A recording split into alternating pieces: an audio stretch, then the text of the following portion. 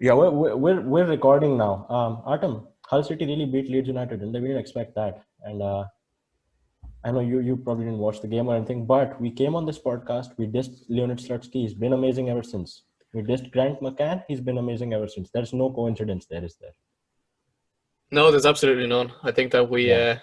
we really have figured out how to get players and managers working properly. So, if anybody wants their team or their manager or anyone else or anything else in their life to go Yeah. well, just hit us up. We take a small fee of $100/euro/whatever Ye- currency you use. Exactly. And you know why I'm so excited today? Gareth Bale is finally off. He's going, man. He's finally going. He's leaving the club. He's freeing every Real Madrid fan. It feels so amazing, man. And if Oh that no, I deal, think you're on the wrong podcast. no, I'm not on the wrong podcast. They call this a I think you are. no. They call this a cold open in film, and we're gonna tell you we're gonna be on the right podcast as well. As ever, I am your host, Two Pod Shakur. Yes, Two Pod Shakur, and I'm joined by okay, I need a name. Two pods, like two chains. Artem is two pods. Why? Oh, I don't know. Like I Nah, thought, I nah, thought nah. you were gonna do some kind of Biggie Tupac thing there. Nah, it's two pods. It's the most creative thing I've ever done. Okay. So, by the way, Okay. guys, we are going to just as after we record this podcast, we're going to go on the great, the amazing Russian football news podcast.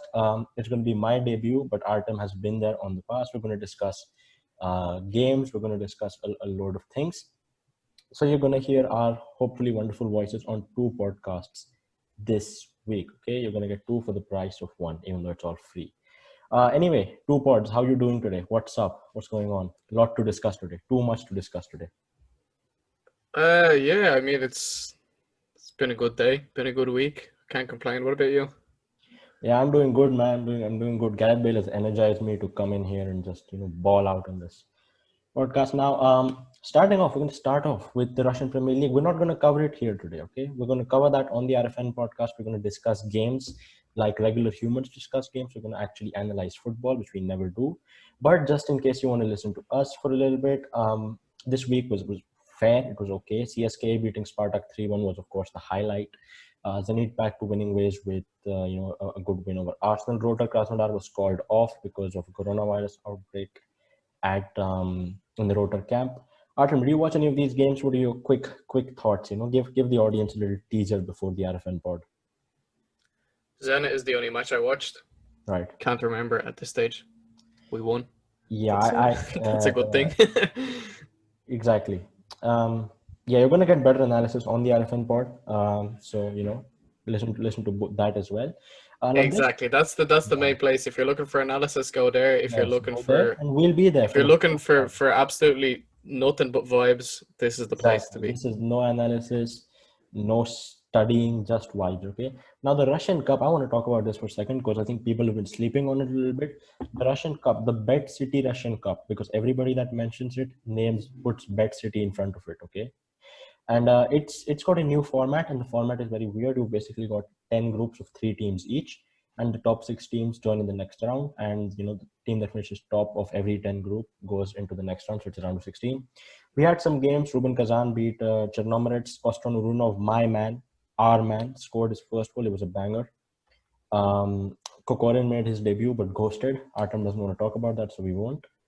Can I Uh, just talk about? Can I just mention here while yeah, whoever's looking at if anybody is looking at the screen, by the way, yeah, this seems a little bit rigged.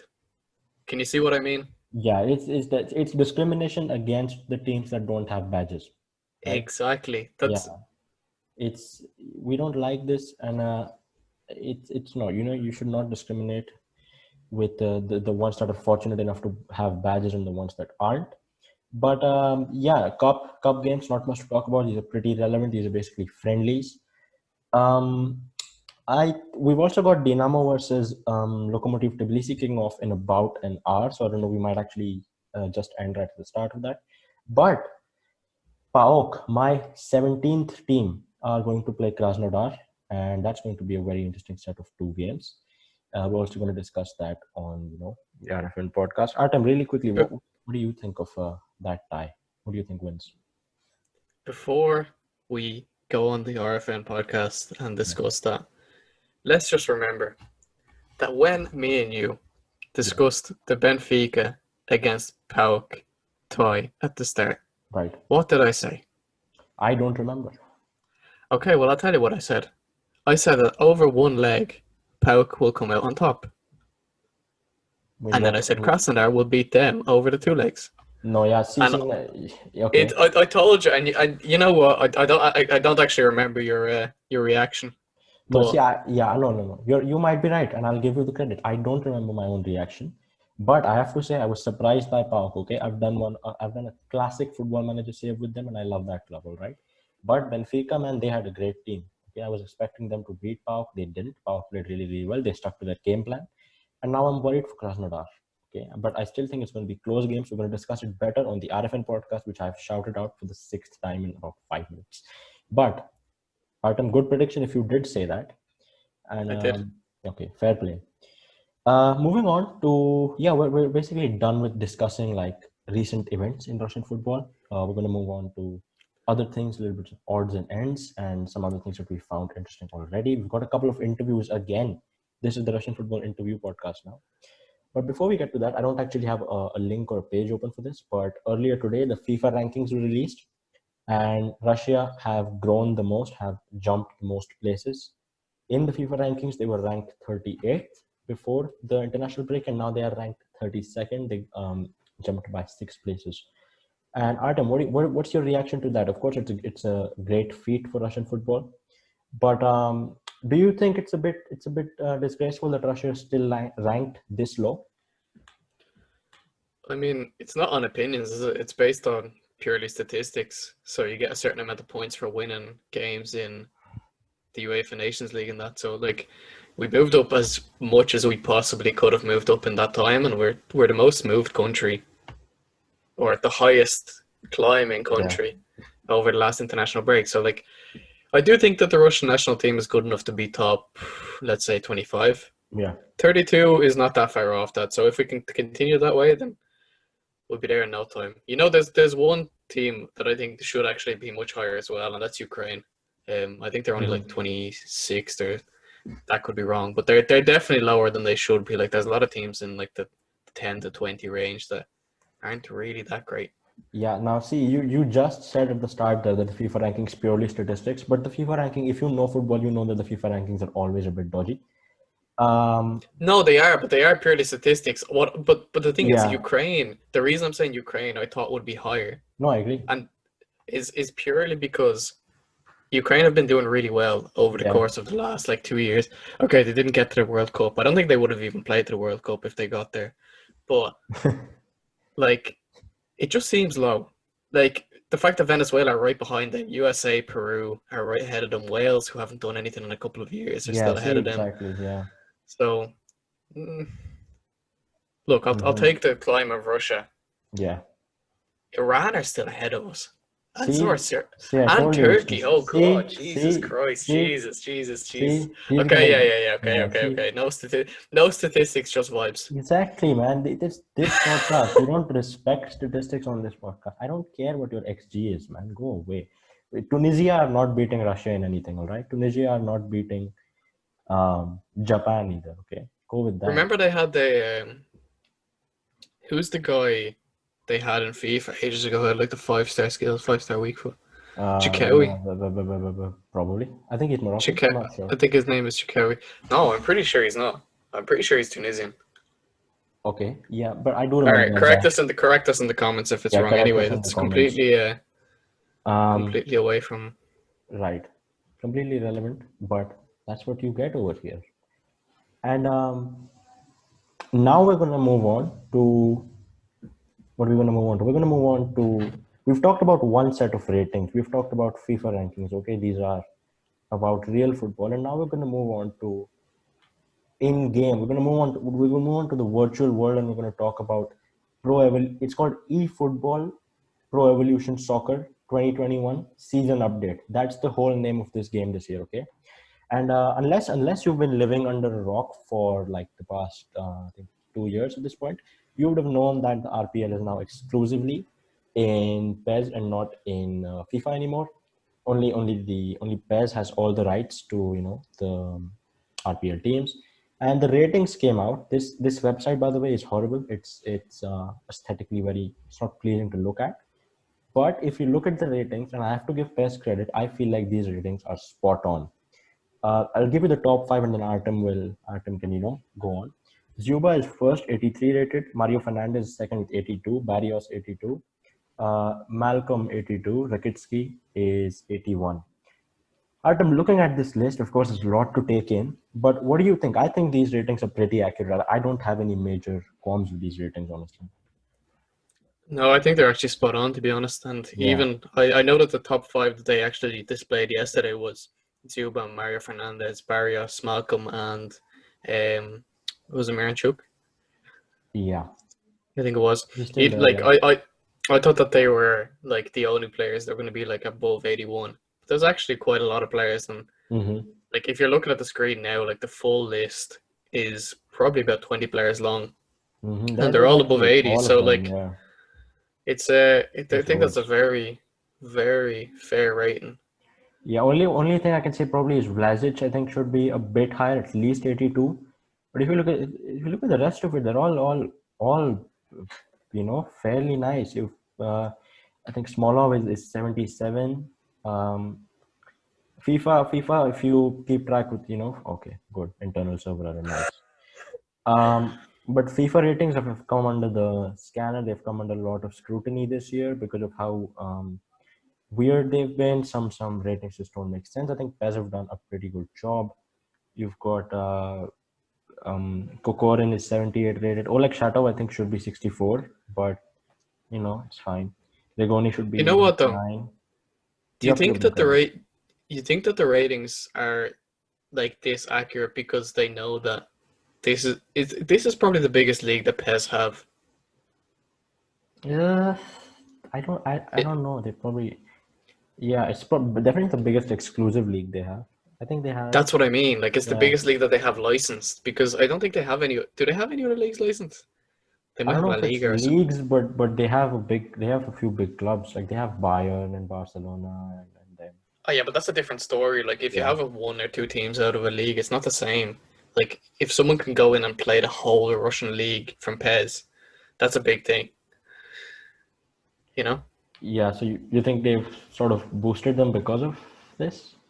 I don't think they've boosted them. I think that they've put in good scouts or whatever the people are called that rate Oh these yeah, players. yeah, true, definitely. Is that's what I'm saying. I think that they put effort into, scouting all the players in the league and making Yeah, sure that it's accurate so that, more players will want to play the game. Like you'd be really pissed off if the only game that you can play with Russian teams, with Russian players, all that kind of stuff, yeah, had really, really poor ratings. So I think they had that in yeah, mind. yeah, definitely. And fair play to them. They've done a really good job with these ratings. And the thing with them is a lot, FIFA particularly, it seems like they discriminate by league. Like Mario Fernandez, the best he's ever gotten is an 82 rated card. And it's very rare for like any top five player to get an 84 or an 85. So you got to respect it. You got to respect PES doing, you know, some good stuff for Russian football. We still hope that Russian football does come back to FIFA because the popularity and the reach of FIFA is unparalleled. Even though PES is trying to get there, but yeah, have you got anything else on the ratings, or do we want to move on to dodgy transfers? Oh, I think that's enough on the ratings anyway. Let's go to the Yeah. other transfers. I don't even know what you're talking about here. You know what I'm talking. You know what I'm talking about. Okay. So Okay, go on. first we're gonna discuss done deals. Okay, done transfers. There's not many of them. After that, we're gonna hate on and diss the entirety of Russian football media because of how nonsensical and idiotic they tend to be. But before that, let's start off with some positivity. Branislav Ivanovic, at the ripe old age of 36 years, has moved to Premier League side West Bromwich Albion. Adam, what are your thoughts on this move? I think it's fantastic. I think he's going to be good for them. What do you think? I think he'll be good. Like if for nothing else, he'll put a bit of leadership into that defense. Yeah, Even I think even if he doesn't play as much as West Brom fans or anyone else would like him to like to see him play, I still think he'll have a big impact. He's a big player in the dressing room. He's got a lot of experience. He's won it all in football. So I think it's a great signing overall, and a free transfer. You can't really go wrong. I would have re-signed him for another season if not for the foreigner limit. So Yeah, I 100% agree. I think he's going to do well. He's, of course, like you said, he's going to bring leadership into the team. I think he can still perform at a good level. I think he can play at least 15, 16 games in a season, be a leader, even, chip in with a couple of goals. So, of course, good luck to Ivanovic. We love to see it. I don't think he's probably one of the most beloved players to have been in Russian football over the past couple of years. So, good luck to him. Apart from that, there's not really much. Jano Ananidze got injured again, is without a club again. F in the chat for him, as always. Tony Sunic scored against Zenit, is now off to China. Uros Spahic. Now, this is an interesting one. Spahic hasn't really been mentioned over the past year or so because he got an injury, but he's got on loan to Feyenoord. I think this would be a good move, I guess, for all parties because there's no there's no obligation to buy or anything.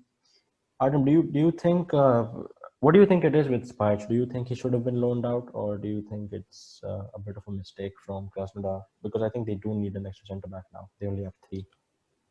yeah, that's the thing. Unless they have someone lined up, I would have kept him, to be honest, because he's not a bad backup to have. So I'd be interested to see what they're thinking and if they actually end up bringing anyone in before the end of the window. Yeah. Yeah, I 100% agree there. Mohamed Kadiri, by the way, if you guys remember him, he was he was a good player for Arsenal Tula. Then he went to Dynamo Kiev. I think he didn't even start. He got like a couple of starts. He's back to on loan to Tula. But I think the consensus we can come to is that the time of, or the period of the window where there's a lot of big deals and there's an interesting transfer every day, I think that period is gone now. Artem, I don't know what you'd think of that, but I think we're only going to see maybe 1 or 2 major deals in this window. Yeah, most likely. I think we're like almost 10 games into the season. There's not really, Yeah, of course some teams might say, okay, we have a weakness here, but even then it's going to be difficult to bring someone in. yeah, you're probably going to see. Plus, all the other leagues are starting now, so the pool of players that you can buy from also becomes a lot smaller. Yeah, Uh, yeah. That, however, has not stopped Russian media from throwing the most random rumors out there.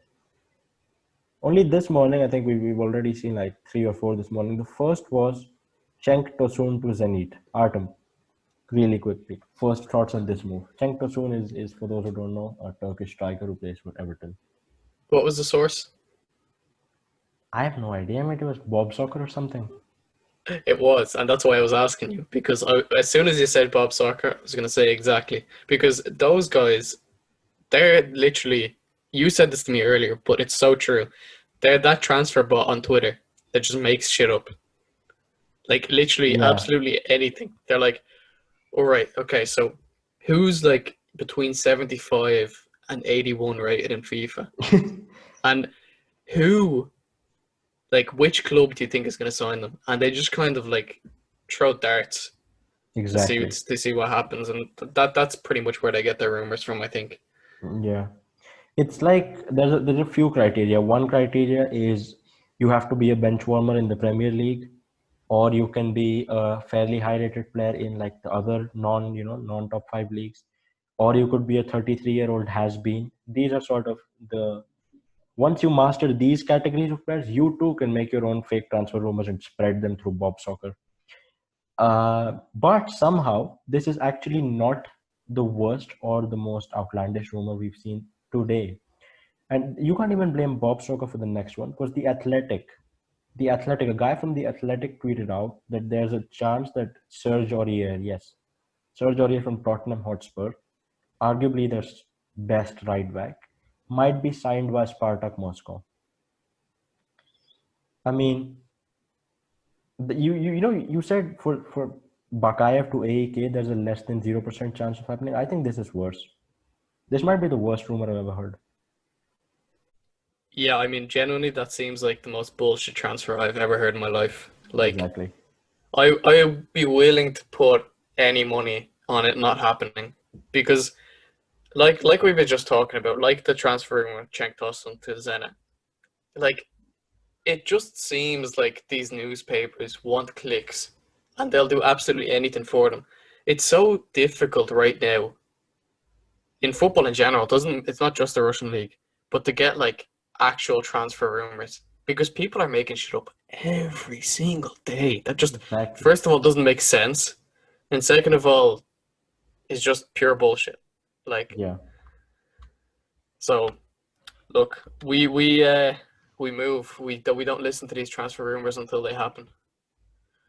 Exactly, man. It's Oriel to Spartak. It's never ever gonna happen. It's like earlier in the week they linked Nabil Fekir and Christian Eriksen to Zenit, which Exactly. it's like these are comparable to the Anzi to Messi and Ronaldo to Anzi rumors of 2012. Though If like anything, I'd say that the Angie rumors had more substance to them. yeah, That's how bad exactly. this is. That's how bad this is. But Anzi had money at that point. But we had a couple of days ago we had a rumor that died within 6 hours of its spawning, and that was that Zalim Khan Bakayev was being looked at by Massimo Carrera and AEK Athens. Now everybody frowned upon this move except for myself. I thought it would be a decent move, but then like 6 hours later, Carrera said that's not happening. A Greek journalist I know said that's not happening, and it was dead. It was dead before it even started picking up too much steam. Lokomotiv, we usually laugh at them every week. This week, they've not really done much for us to laugh at them. They are being linked. They still want a striker. They have 4 strikers. They want another one. They've been linked to Tiquinho from Porto, who is 29 years old. They're apparently going to pay 12 million euros for him, which is the same amount that Zenit paid for Dejan Lovren. And he scored, I think, 10 goals in 30 games last year for Porto. Fairly okay striker. And they've been linked to Mario Mandzukic on a free transfer. Of course, he'll have much higher wages. But Artem, what do you think about Lokomotiv's seemingly never-ending conquest to get a striker? And which one of these transfers do you think is going to be better for them? Well, first of all, you mentioned 12 million for Lovren there. Did you mean it in a good or a bad way? I don't know. I think I just meant it as sort of like a benchmark because I think that's been the most expensive transfer this window. You have Yeah. Ejuke for 11 and a half as well. So what we're basically saying is that Lokomotiv is going to spend like at least the highest fee in this window for a 29-year-old striker from Porto and Mandzukic on a free, but of course with much higher wages, really. So yeah. Yeah, so the Tiquinho thing, that rumor, to be honest, I haven't seen him much as a player. He might be great. He sounds exotic. But I don't know if 12 million is like you said, 12 million is kind of like, if that's what we paid for Lovren. That's Yeah. what Ejuke cost, and he like clearly already has made quite a big impact in his one game or whatever he's played. Yeah. Don't tell me you're going on foot bin Listen, to man, analyze a footballer. you've never seen him play. I've never Oh seen him play. my god. Okay. But if you look at his card, he's 79 rated. That would, I think, put him highest in the Loco squad. He's got 82 pace and 80 physical. That seems like a player that'll do well for Lokomotiv. Well, the biggest thing I'm thinking here is like clearly Locomotive are getting ripped off because you can get them for 800 coins. So, Nah, but yeah, go on about. for real though, if anybody's listening to the podcast and just face palmed at Hanu going on footbin, feel free to leave the podcast and never listen to it again. I completely understand. Yeah, but do listen to the Um, RFN podcast. They're not like us. They're sensible. Okay, you can go there and listen to us. Uh, but yeah, go on. Were you saying 12 million for him? Yeah, no, it seems a bit much. Mandzukic, I think, would be good. I think Mandzukic, if they actually brought him in, would be a really interesting one because he'd be one of the best players in the league. Yeah, He'd have a big profile coming with him, and he might just be the transfer that gets some Locomotive fans back on side with the management at the club, mm-hmm. and that might snowball into something good for the Right. club. But it doesn't look like they're gonna get him, to be honest. I'd love if they did, but I Yeah, don't think they will. I think for Locomotive over the next couple of months, over this season, It's just not looking good, I don't think. Yeah. We are like some of our most ardent and loyal fans are Lokomotiv supporters, so we apologize for basically ripping apart your club every single week. But Look, we lost a subscriber over it last week. did we? Well, not really, but well, maybe he did. I don't know, man. If we did, we're sorry. Come back. We'll support. We say good things about your favorite club. But yeah, I mean, listen. I don't know much about Tiquinho. His FIFA card looks good, but Mandzukic, I know things about, and I think Mandzukic, he wanted to prove himself while he was at Juventus. He's a bit old, but he still said, I've got it in myself. He's still looking for moves to top European clubs. Didn't really work out for him in Qatar, but I'm sure he had a decent goal scoring record. I think for a year, maybe for a year and a half, I think he can do really well. He would suit the league. He would, of course, bring a lot of leadership with him because Lokomotiv play 7 children every game. He can guide them, and I honestly think if you've been given the choice between a very highly proven striker on a free, even though he's got high wages for a year, or you've got Tiquinho for 12 million euros, and you're probably going to get him in for at least 3 to 4 years. I think Mandzukic is a low risk option comparatively, and he's probably still the better player. So I would go for Mandzukic, but we I'd blame go for Mandzukic every single time. Yeah, without fail. Mm-hmm. I'll probably say 70-30 maybe, or 75-25 with Mandzukic and Tiquinho. But Look, he's got his Croatian mates in Moscow as well, so. Oh yeah, Modric and what's his name, Korluka. Yeah. Yeah, I think he would be a good transfer. It's a very football manager transfer, isn't it? Like getting you've got no money and you sort of just get a guy. Yeah, it really is. But like these are the sort of concrete rumors that we've had in Russian football. Lokomotiv getting a striker, and Spartak is still on the lookout for a right back. Every single day, Shamil Gazizov has an interview about Spartak's right back. I don't know why that is, but because I think Roman Zobnin has been doing actually pretty well on that position. So I don't know why they keep hounding the poor bloke about a right back. But well, you know who they won't get in that position? Aurier. Serge Aurier, exactly. Yeah, definitely won't get Aurier in that position.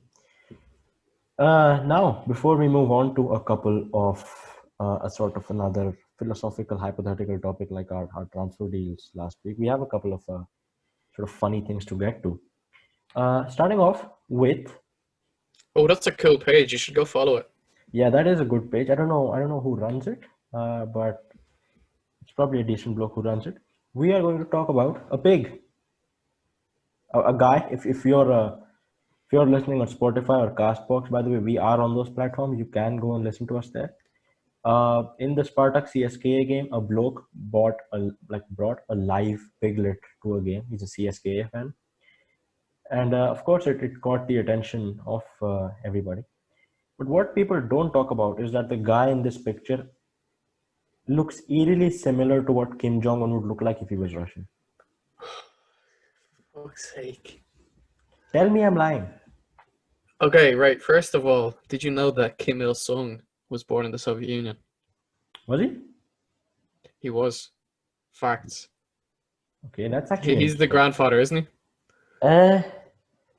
Either way, Kim Jong-un's grandfather. Yeah. Yeah, no, I know he was. North Korea had the support of the USSR. I didn't know he was born there. So anyway, he was born there. Anyway. Yeah. Okay, so he kind of does, but look, I'm sure he's a really nice bloke. He's got a fresh fade. I like that. Yeah. And for anybody who doesn't get the reference of why he brought a piglet, it's because in Russia, Spartak's nickname are the pigs. Right. Essentially, that's what they're called by other fans, Svinya. So. That's why he's brought the piglet. Right. But to be honest, like, such a cute pig. Like, it just makes Spartak look good. Exactly. And Artem, have you ever seen a pig like in the streets or something? Are you mad? Have I ever seen a pig in the streets? What Yes. country do you think I live in? See, the country I have lived in, okay, right. So in India, seeing a pig like on like India 6 years ago, like the city I lived in India, in 2014 when I first moved there were like you could see like pigs, proper families of pigs, right in the streets. Okay, since then it's gotten a lot cleaner and stuff. But seeing a pig, I've seen too many pigs. Okay, and this is one of the cuter ones. This seems like just a friendly pig, right? But Yeah. seems like a This is nice. gonna be a question that, would probably be asked in one of the Russian football interviews. But do they eat pigs in India or do they not? Yes, if Indian football ever gets as good to get a player to Russia, or if somehow I go to Russian football and do something there, hopefully, maybe they might ask me that question. By the way, Artem, you just lied on the people of North Korea. You could be, that's treason. Kim Il Sung was not born in the Soviet Union. One of them was. The None grandfather of was. them Whoever it was. is. I checked Man, all a three of hundred them. percent. I remember this. What the No, fuck? he studied and he was part of that army when they liberated or fought in the Korean War. But No, man, I'm telling you, there was one of them that was born in the Soviet I'm Union in some looking really at remote Google. town. I'm looking at Google. Ah, there was one of them. I'm telling you, 100%. Look, it was Kim Il Sung who was the founder, then it was Kim Jong-Il, and now you have this guy. He was most certainly not born in. Bro, I can't none. have dreamt this. I 100% know it for fact. I just don't know. There was one of them. One Okay, of the okay, guys okay, in okay, that okay. family. Okay, you might be onto something. All right. Here's the thing. This is contentious though. Okay, if you are North Korean and you're tuning in, let us know what it was. So, if Oh, I you, found it. I yeah, found it. yeah, I yeah, yeah, found okay, it. okay, okay, okay. So Kim Jong Il, which was the second one, he was born Yeah, Yuri Irsenovich Kim yeah. in some far eastern town, but it says it's his assumed birthplace. There's two of them, and they're saying it's his assumed birthplace.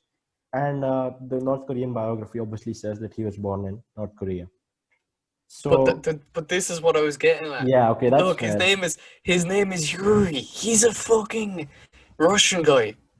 Why is he named This Yuri though? guy, Oh, because and of he was his dad. born. Yeah, everybody was Yeah, born Artem. and he was born. Hang on, there's two assumed birthplaces. One of them's in Khabarovsk. He was a ska fan. Oh my He god. supported the Oh local my team. god, man. And Ska have like the army and Lenin and then oh my god, that's crazy. Exact. Do you not see that? Look, ska Khabarovsk are funded by North Korea. Oh my god. You've just gone on North Korean history, but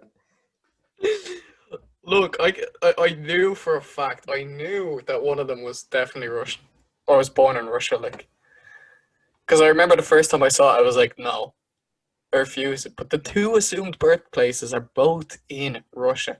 Both of them are in the Soviet Union. that's crazy. Exactly. That is crazy. This is probably the most interesting thing we've discussed on this podcast in all 7 episodes.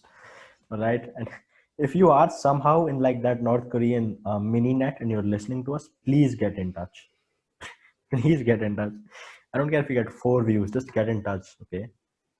Uh, I don't even know where we were. Pigs. Yes, that's a cute pig. Are we done with the pig? I think we're done with the pig. Yeah, we're done with the pig. We're gonna go from pigs to murderers, attempted murderers at least. Roman No, we just Shirokov. did that. Who? But why is the pig not a Kim murderer, Jong-Il. man? Oh, come on. He's don't. That was a good one though. He's a good one. It was on par with two-pot Shakur. It was definitely on par. Oh, come on. Like, that was better. I don't know. Let us know in the comments. Let us know in the comments. Interaction.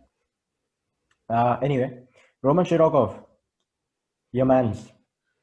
We came in, talked about him, I think in our second or third episode, maybe. He battered a referee in a charity football game, and everybody felt sad for the referee. Some ex-referee came and challenged Shirokov to an MMA game, uh, and then I don't know what happened with that.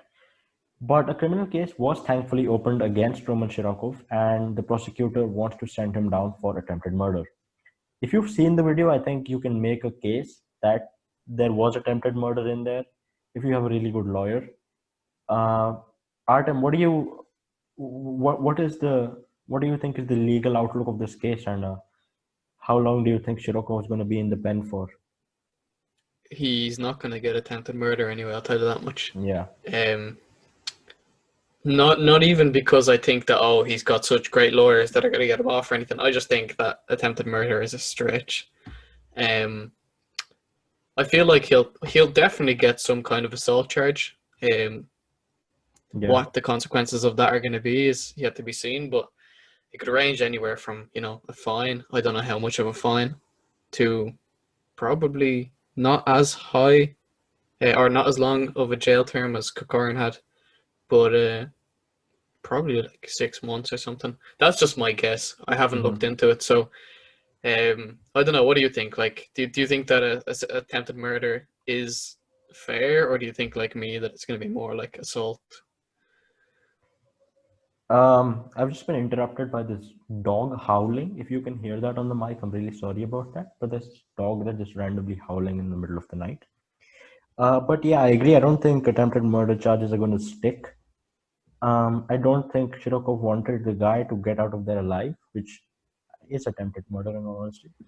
But he's probably going to get like a assault and battery charge or something, maybe a fine, maybe in the pen for a year, maybe more. And he definitely deserves it. Okay, look, whatever he gets coming his way, if it's even a harsh sentence, he deserves it. Because we need this to stop. The referee didn't deserve that. Shirokov definitely had no right to do that. But yeah, I guess time will tell. And Artem, does this mean you're going to become a Shirokov fan, or do you not? Why does it mean that? No, because you sort of have an affinity towards imprisoned footballers, even though you loved Kokorin from way before that. I loved Kokorin from the start when he broke into the Dynamo team. But no, I'm not going to be a fan of his. I can't imagine being a fan of someone who's that much of a prick. He was always a prick. But we'll see what happens. Maybe he'll finally learn his lesson and start acting like a decent human being.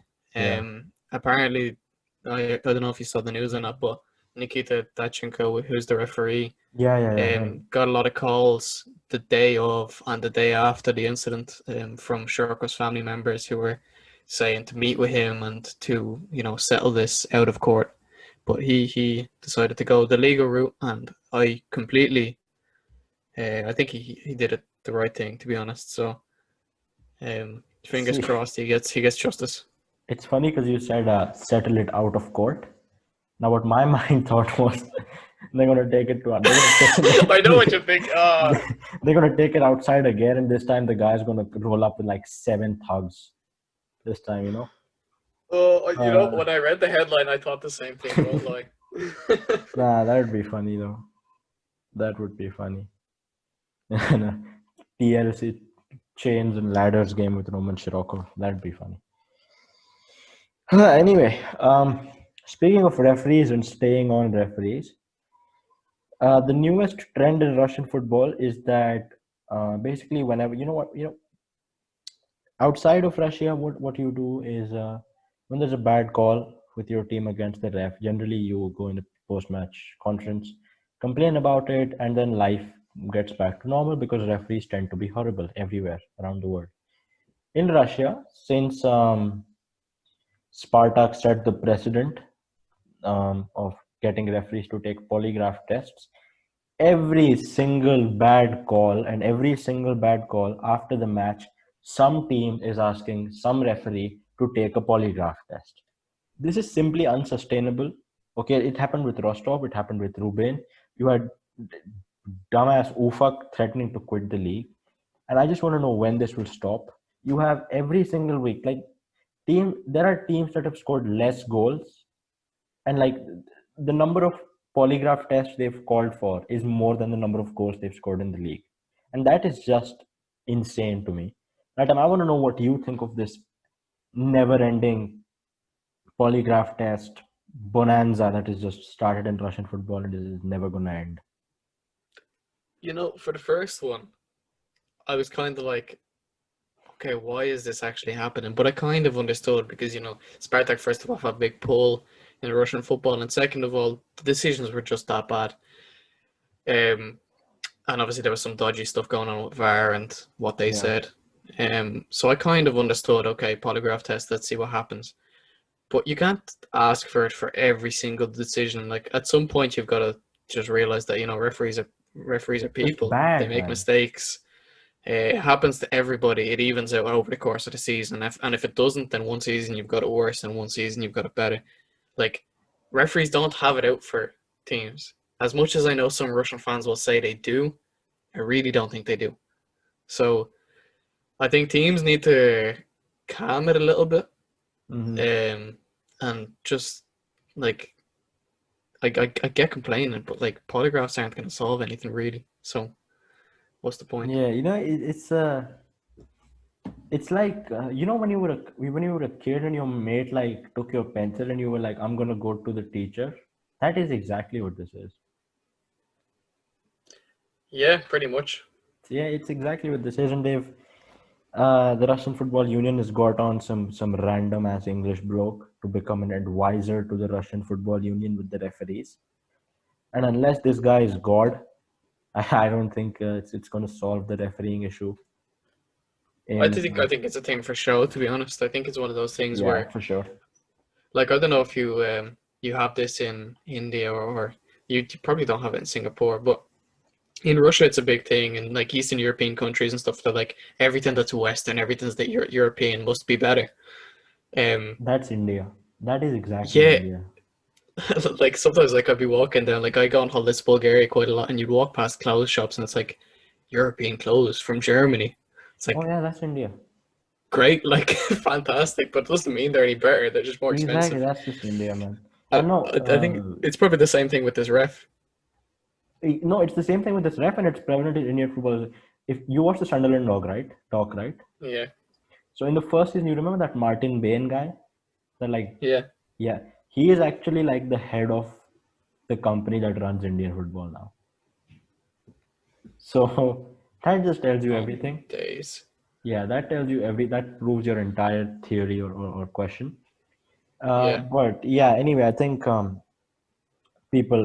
really need to stop calling for polygraphs, calling for all of this. It's gonna get tiring. It's again Russian teams, man. Listen, they're good football teams. There is good football in Russia, right? But it's never about the football in Russia. Man, that's the sad thing. Sometimes it's the coronavirus. Sometimes it's referees. It's just sad, It's just honestly at the end of the day, you can make jokes about it, but at some point it needs to end. Oh, you can't say it's not entertaining though. It's entertaining, but like even the same joke or even the same thing gets repetitive and gets boring. Like the I pig know, is but then really new shit entertaining. comes out all the time. Like, do you remember when the fans threw the hen at or the That was a rooster classic. at Grigoran, and now you've got you've got a pig in the stadium. Like there's always something new. There's always a few fights. There's always like a bit of controversy. Like Russian football is amazing for that reason. Like I wouldn't change it. Yeah, Like never don't a get me dull wrong. day. Like I'm gonna complain about every single dickhead who does something like Shirokov did, but at the same time I'm also I'm gonna laugh about it because without those moments, Russian football would not be as entertaining as it is. That's for sure. And you know what would be funnier? This is off topic, but if Rostov, with all their candor and with how cavalier they're being, they go out and complain about they're writing letters to the RFU president. You do all this nonsense off the pitch, and I swear to God, if you lose to Kairat in the third qualification round, do you know how embarrassing that would be? You don't deserve That would anything. be Yeah, that would be really embarrassing. Yeah, that's Russian football. That's the part that makes me sad. Like, if you were good in Europe, if you're overperforming, then fine, go ahead, do as much. When are they playing Kairat again? Is it next week? Yeah, next week. Depending on Okay. depending on if Kairat win, I think today, but most probably they'll play Kairat. But yeah, that's just that's that on that, as they say. But Russian football now, one part of Russian football that I do love is the interviews that come our way every single week. We've done who have we done? We've done Adolfo Gaich, we've done Wang In, and this week we have a more familiar face. We have, oh, for God's sake, we okay, my keyboard has decided to be an absolute idiot. But this week we have a more familiar face in Emmanuel Mammana, who was recently interviewed by sport24.ru. Thank you, sport24.ru, for giving us some content. Now, if you're just looking at the screen right now, you can already see that we're in dodgy territory. This is not your everyday football interview. Artem, can you describe this thumbnail or this cover for our listeners that are not watching? Okay, well, it's Mammana with his, one of those Ronaldinho hand gestures. That's the way I'm going to call it, and that's how everybody's going to know what I'm talking about straight away. That's one half of the screen. The other half of the screen is Vladimir Putin, looking not very happy. Yeah. And the title is "Terrible Causes a Little Fear. When we go there, I somehow feel uneasy." Mammana about Sochi, Putin, and Russia, but I don't know how that's been translated because I don't understand what that even means. Yeah, leave the translation out of this, okay? There's so many layers to this one. First, you've got Mammana and Putin in the same frame, which is not two people you ever expect to be in the same sentence.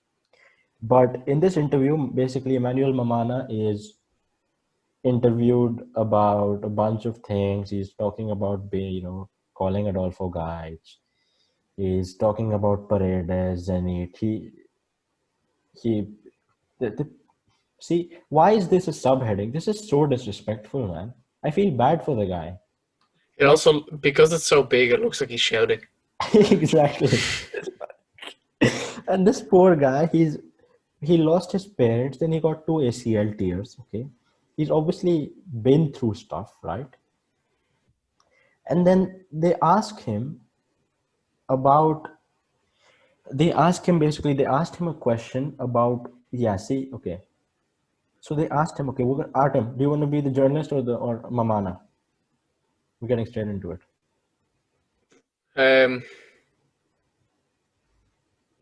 You can choose this time. I don't mind. Okay, you know what? You're going to be Mammana this time. I'm going to give you the privilege of being the player, right? Cool.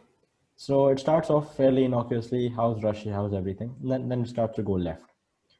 So, Emmanuel, have you ever tried vodka and borscht? How do you like it? I tried vodka, but I don't like these drinks. They're too strong, and maybe I feel bad from them. But as I can see, in Russia, they often drink alcohol, and in particular vodka. Mammana definitely orders iced lemon tea at the party. Respect. Yeah, and I like iced lemon tea, okay? Don't disrespect iced lemon tea, but still. Next question is, obvious transition. How do you feel about Vladimir Putin? This is an influential and strong president. I think he's doing his job well since he has been in power for so many years. He has been a very good president. Yeah, I'm sure that's the reason. Okay, yeah, let's... That's wild. Okay, and then they keep going. They don't even stop. Can you call Putin one of the most influential people in the world? I think so. Putin is known all around the world as a very strong president who has been running the country for years. He influences the presidents of many other countries. That sounds like the American election thing. Exactly. And it looks like things are going well in Russia. Perhaps some other political leaders should pay more attention to what he is doing. I mean, fair. It's an opinion. No, but I didn't even read this sentence. He influences them. Yeah, no, the thing is, it's a fair and diplomatic opinion from he's media from Mammana. He is media trained. He could not have answered those questions better whatsoever. But the fact that I really don't understand. It seems to happen with a lot of players who move to Russia. It's like they get asked like, okay, right, the questions that we've been talking about in previous interviews over the last couple of weeks is, like just crazy stuff about their own country. But they also, like, after a while, they always get asked about Russia and Putin and stuff. And it's like, why do you, like, I don't think that question gets asked in any other leagues. Like, they don't go to Spain and talk about the king, or they don't talk about the Queen of England and in the UK. Like, nobody's going up to Sergio Aguero and being like, oh, what do you think about Boris? Yeah, Boris or Corbyn. Like, it doesn't happen. So I really don't understand why they do this. You know what? I sort of do, but at the same time I don't, because I think the thing is that Russian people, to no fault of their own, they're always being looked at by the world in such negative light for absolutely no reason. So unconscious, subconsciously, they're always on like this quest to prove that they're great people, which they are. And that's why they say, oh, you know what, do you love our country? And of course, you're going to ask that obviously, but then they sort of have to take it a bit too far, and they're like, oh, you know what, people diss Putin. How do you feel about Putin? And then you're not going to get the best answer from Emmanuel Mammana, right? And to his credit, That's the he's doing thing. well. But I even get then, what they I really do, like. but I completely get the like. I always, when people chat shit about Russia, I'm like, fuck off. Like, exactly. don't like. You've never been there. You don't know what it's like. You're literally going off shit that you've been fed your whole life. Like, before you go there, don't chat like go there and experience it first, and then tell me what you think. Because everybody who I've brought, everybody who I know who's gone, has come back with a completely different opinion to what they would have said beforehand. So, Yeah.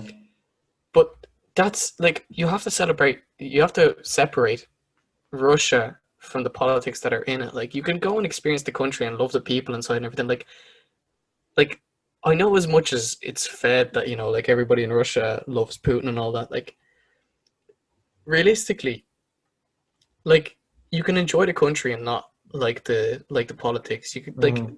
that's a normal thing. Yeah. You know what I mean? You're like pretty much nobody in any country likes their own politicians. So Yeah. Yeah, it's just these are all just about Gaich being the Führer. That was at least funny, but like all of these oh questions no, that being was asked, hilarious. That yeah, like that was funny. Uh, but even we don't have this interview line. I mean, we're not going to talk about it today. But in the Chidera Ejuke interview, they talked about his life growing up in Nigeria, and just a bunch of stuff that is so typically Russian, but it's not stuff that any other country would ask.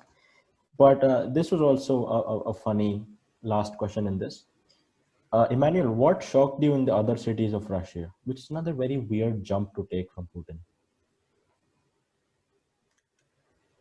I don't know if it shocked me or not. I can't find the words. We are talking about Grozny. The city is a little scary. Every time we go there, you can see that it is a very difficult city, and somehow I feel uneasy. What do you think of his verdict? Uh, I get it.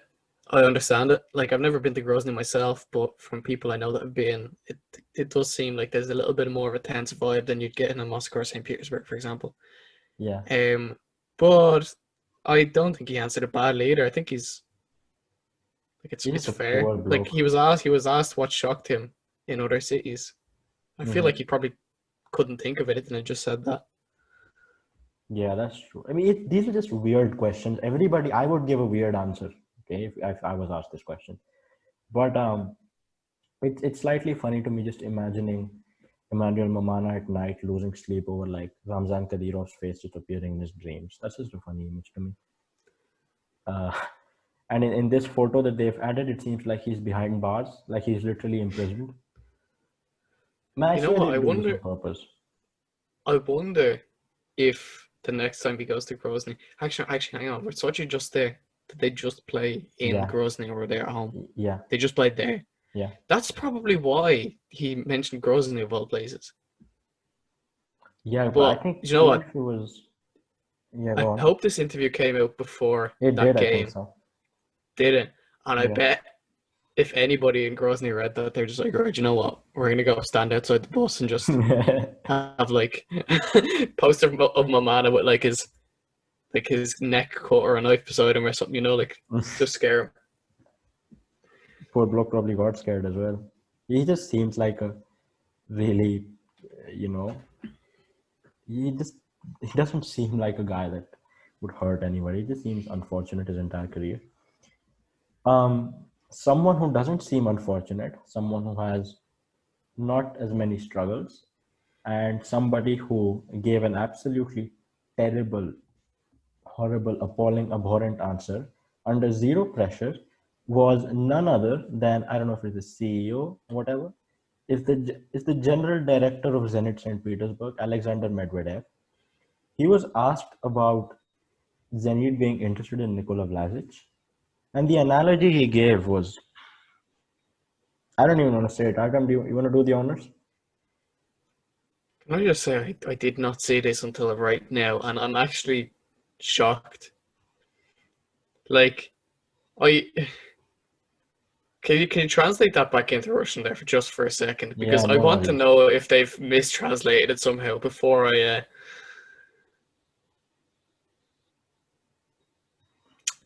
Okay, like molest is not really the word they used, but like either way, it it's sounds freaky as fuck in English. is it understandable in Russian though? Because I saw the Sports RU tweet, and even they were like sort of, they had a weird emoji next to it. So can you get it? Don't Can you? don't don't. Yeah, I can. The thing is, I can get okay, right. It's a bad analogy either way, but like, do you know, I don't think molest is the right word. But anyway, let me read the English translation. So it's either we're laughing at the translation or what he said. Both. Okay, so what he said about Vlasic was, "You won't immediately go to molest a beautiful girl on the street if you see her." Like, yikes. That's just a But wild sentence to say about a football player. yeah, it really is. But like I said, I really don't think molest is the right way to translate that word. Now, Hmm. any Russians listening, feel free to correct me on that because, like, I'm relatively fluent, but I'm not like I personally I would not have translated that as molest. Yeah, but it's like, it's still not the, like, no, it's not even the 20th analogy a regular human being would use. Like there's No, no, it's not. It's it's defensible, but it's not really defensible. It's one of those things. It's like, and this episode has just gone left. Why is this in the top news here? Why? Like, we didn't plan this. Um, but yeah, I mean, this guy, it's just a weird thing to say it about really is. Elias. But to lighten the mood up, and to get back to football a little bit, probably our sort of last major segment, is Artem. Do you remember a few months ago, before the whole coronavirus thing, the Premier League, the English Premier League, they released a statement saying that they would start like a Hall of Fame, and that the first few members would be revealed in the coming months. Do you remember that? Don't. I'm not gonna lie. Okay, you don't. But that happened, and the other day I was thinking about it, and how nothing ever came of it. And a Hall of Fame, I don't know. In American sports, it's quite common, in NBA and stuff, and that people know about what a Hall of Fame is. It's basically a list or a hall of classic players that deserve, that have done a lot, and that are distinguished players in their particular league, in their particular nation, or whatever. And I thought it would be fun if the Russian Premier League had a Hall of Fame.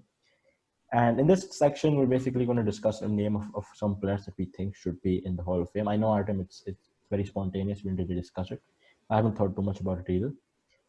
What do you think You about the know, idea? guys, whoever's listening to the podcast, let me just say, Hanny throws me under the bus like this every single week. Not that I would have prepared something either way, Yeah, but it's for the it just content. every single week I come on and it's like, oh yeah, what do you think of this? And I'm just like, so like, No, it's not that deep though. It's much easier to do this. Okay, you already have one okay, of the answers on you, for like on the screen right now. okay, yeah, that'll be your answer then. You can name as many. You can name 50 players that you think should just. It's so you just need to name some good Okay. players. Yeah. Name me five players who you think should be in the Russian Football Hall of Fame. Igor Akinfeev, the Berezutsky brothers, Ignashevich, Quincy Promes, Arshavin, Karzakov, Smolov, Hulk, probably Zuba. Smolov? You don't think so? It's kind of like, you know, two good seasons, three good seasons. Uh, I don't know if that'll get you Hall of Fame. I don't think he's won the league once, I think, hasn't he? Has he won the league? I don't think Yeah, he so. has. He hasn't won the league, I think. Well, then, Nah, no, well, then he can't be. No, I don't think he has won the league. I he's think he not only. won the league. No. He hasn't won the league. Okay. Krasnodar and Yeah, Bottle, so but they don't win things. no, but I thought like Locomotive maybe he would have been there at some point when they won. But no, he joined straight after they won, didn't he? Yeah. So there you go. Like, no, I don't think he's in there, to be honest. Like, I think you're right with Arshavin. I think you need to add Hulk, Wagner Love to that list. Exactly. Wagner, that's good. Yeah, there's a few other players like I'm kind of Uh, blanking at the moment. yeah, Like Honda's a player who Honda's should be definitely on in that there. list. Yeah. If you can't, I'll start ringing off names. Ahmed Musa, do you think maybe in for a shout? I don't think he made quite as much of an impact as like Wagner Love or anything. He's been fantastic. He was fantastic in the Russian league. I think that would be kind of up for debate. Like it really depends on what the criteria is, how many people we're allowing in. No, we can make like I mean, it's very loose. You know, you can put as many as you want. That's not the thing. I guess Sergei Sema could be in it because he made a load of appearances, won things as well. Yeah, I'd say Uh, people like Shirokov you haven't mentioned yet. He'd be in I it. did. I think I did. I don't know. Yeah, he'd definitely be in it. Danny from Zenit would be in That it. is a good point. No doubt. You're right, Ignashevich and the twins. Yeah. Mario Fernandez, I think, should be in it. 100%. In the current crop, I would say, players still active. I think Fernandez definitely. I think Zuba 100%. He's done enough. Yeah, him too. Adair 100%. Yeah, I'm not gonna agree with you on that one. Come on, man. Adair's the goat, man. How are you gonna do that, Adair? Malafeyev, maybe. Malafeyev, Pavlyuchenko. Pogrebin. Actually, Pavlyuchenko, like he was great, but like I feel like he was. Let's just search Russian Premier League and then let's see what the players that come up. Because Quincy Promise, you Bet you we agree missed with? a massive one. Yeah, we definitely have. Do you agree with Quincy Promise?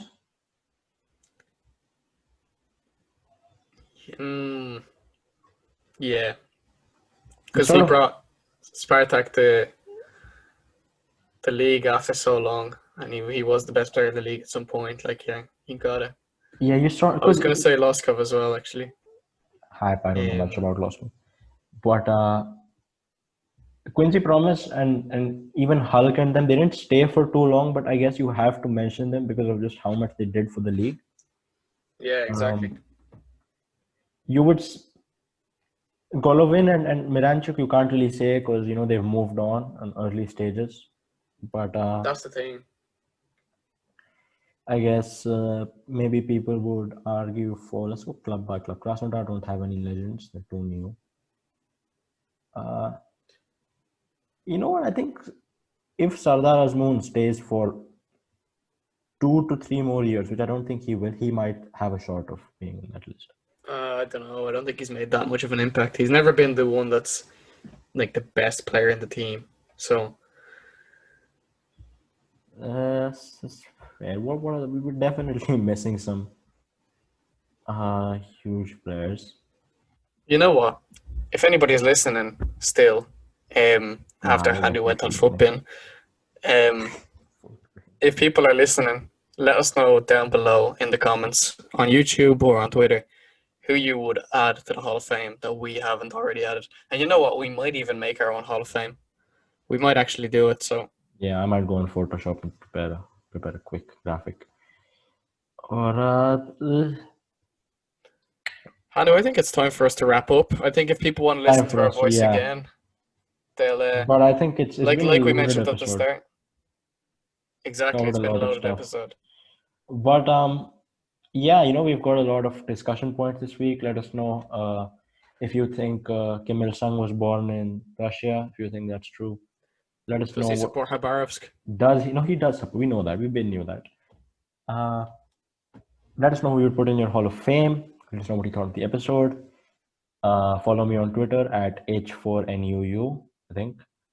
And Artem, floor's yours to wrap up. Yeah, no, same again. But follow me on Twitter. I'm not gonna name my Twitter, but you'll see it. I'll retweet Hannah's thing, and you can check the retweets or something. Yeah. NC Ross Football. That's where you're gonna get real good content. Yeah. If you want to listen to our voices again this week, if you're not sick of us yet, RFN podcast is going to be live tomorrow, the same time as our podcast is going to be live. So enjoy that too. And that's about it. So if you can think of a name for us, we're still looking for one, believe it or not. Might actually shout that out on the Russian Football Podcast as well. But leave a like if you enjoyed. It really means a lot. Comment anything about this episode. Comment the stuff that we were mentioning before, the Hall of Fame, all that kind of stuff. And other than that, have a great week and we'll see you again. Yeah. And you covered Shirokov. That's what I'm going to end this podcast with. Okay. You're right. I'm going to go take a piss. I'll be back. All right, yeah. That was a good one, though.